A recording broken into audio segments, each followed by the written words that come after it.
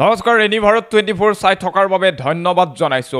এই মুহূৰ্তত কংগ্ৰেছ নেতা ৰাহুল গান্ধীৰ সন্মুখত নতুন বিপদ।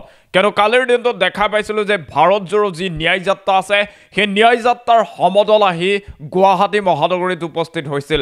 লগত 40,000 সমৰ্থকক লৈ গুৱাহাটী মহানগৰত প্ৰৱেশৰ চেষ্টা চলাইছিল কংগ্ৰেছৰ যুৱৰাজ ৰাহুল গান্ধীয়ে। তাৰ পাছতে খানাপাৰাত অসম আৰক্ষীয়ে ভেটা দিছিল গুৱাহাটী মহানগৰীত প্ৰৱেশত, কিন্তু সেই ভেটা নেওচি বেৰিকেড ভাঙি গুৱাহাটী মহানগৰীত সোমাবলৈ চেষ্টা চলাইছিল ৰাহুল গান্ধীয়ে। আৰু তাৰ পাছতে মুখ্যমন্ত্ৰীগৰাকীয়ে এটা টুইট কৰিছিল। বিশেষ টুইটটোত কোৱা হৈছিল যে ৰাহুল গান্ধীৰ বিৰুদ্ধে ডিজিপিয়ে ব্যৱস্থা গ্ৰহণ কৰক, গোচৰ ৰুজু কৰক। আৰু তাৰ পাছতে তৎপৰ হৈ পৰিছিল অসমৰ ডিজিপি জি.পি. সিং। আজিৰ দিনটোত এই মুহূৰ্তত আমি আপোনালোকক জনাই আছোঁ ৰাহুল গান্ধীৰ বিৰুদ্ধে বশিষ্ঠ আৰক্ষী থানাত গোচৰ ৰুজু কৰা হৈছে। এই মুহূৰ্তত সবিশেষ খবৰ লৈ অনাৰ চেষ্টা কৰিছোঁ।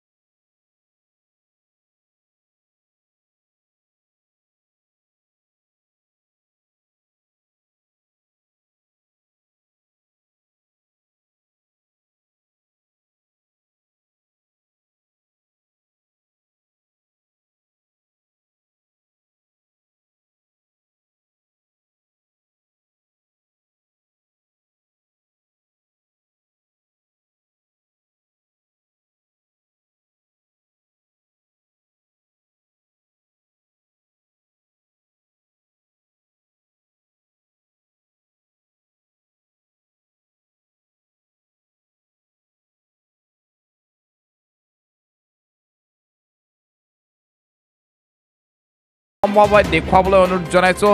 সেয়া নিশ্চয় প্ৰত্যক্ষ কৰিছে কালিৰ দৃশ্য। কালি খানাপাৰাত এনেদৰে সমূহ সমৰত নামি পৰিছিল কংগ্ৰেছ সমৰ্থক আৰু অসম আৰক্ষী। তাৰ পাছতেই আৰক্ষীৰ সৈতে হতাহতি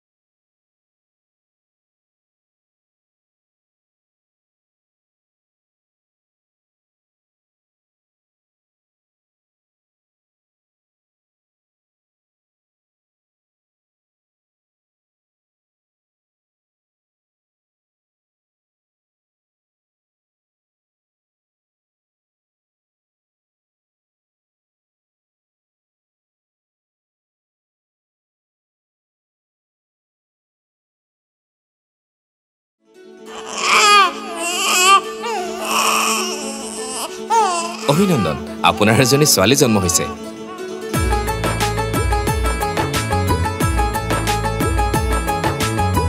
লাহি পাহিয়ে